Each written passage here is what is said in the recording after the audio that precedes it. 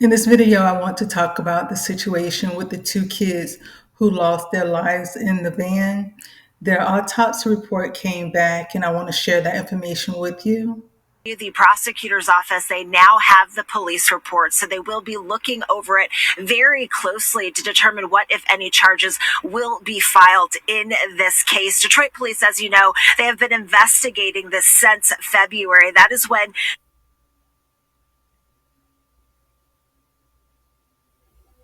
two-year-old Amelia Curry and her 9-year-old brother Darnell, Trey, Josh, and Amy, and really all of the country, all of the world. This is a story that really has spread all over the area. I can tell you the prosecutor's office, they now have the police report, so they will be looking over it very closely to determine what, if any, charges will be filed in this case. The country, all of the world.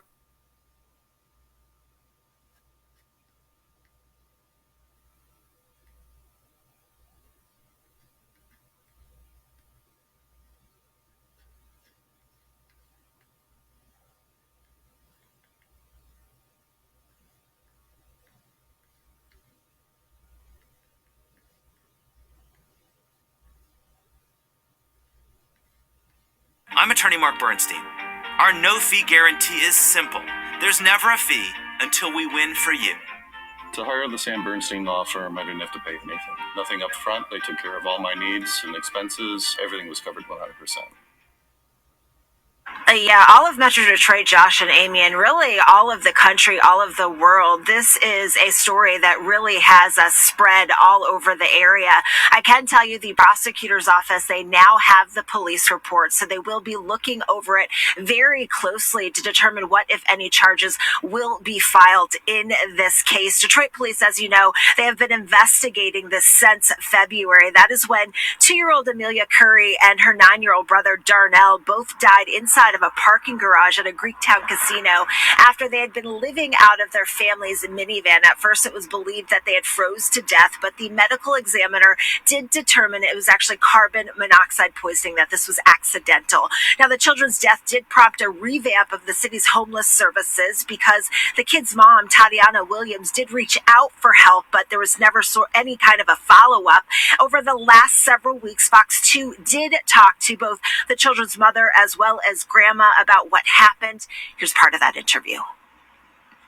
Everybody who know me know I worship the ground them kids walked off. Did the van run out of gas? I have no idea what happened. I have no idea. Did you fall asleep? Yes. And then when you woke? Only night I fell asleep. I usually be woke. Now, as part of the police investigation, we do know investigators have talked to the children's mother. They have also talked to the grandmother, as well as many others connected to this situation. Of course, the prosecutor's office does have the report. They are currently looking over it to decide what, if any, charges will be filed. And of course, when a decision is made, we'll be sure to bring it to you. As you can see, based on the information, what happened to the two kids in the van was due to carbon monoxide poisoning. And that made sense based on what the grandmother was saying. You know, she stated that normally she stayed up every night, but this particular night she fell asleep. And that is a cause of carbon monoxide poisoning, is that you do fall asleep, and in some cases you never wake back up. And so unfortunately, the two younger kids, you know, that happened to them. They never woke back up after that night. And so they're still looking at the report itself to try to determine if they're going to file charges or anything, or just close the case. So right now we don't have any additional information. This is just a sad situation. You know, thank God she do now have an apartment for her other kids, a safe place to stay. And, you know, that's just where we're at right now. At this point, we will just have to wait to see if anything, you know, if any charges are going to be filed later on, and exactly what charges they will bring up against the mother.